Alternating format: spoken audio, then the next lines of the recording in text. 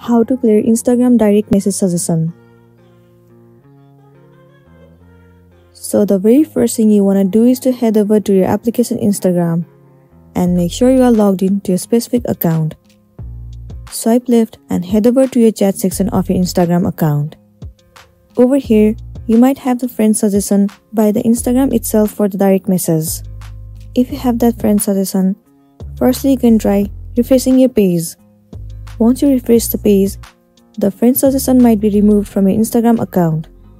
But if it doesn't work, then what you want to do is go back and head over to your settings. Head over to General. Move into iPhone storage.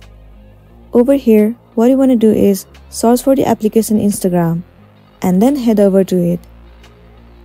Click on Offload app. Once again, if you click on Offload app, the data and the cache will be cleared, and it will also remove Instagram direct message suggestion, and you'll be good to go.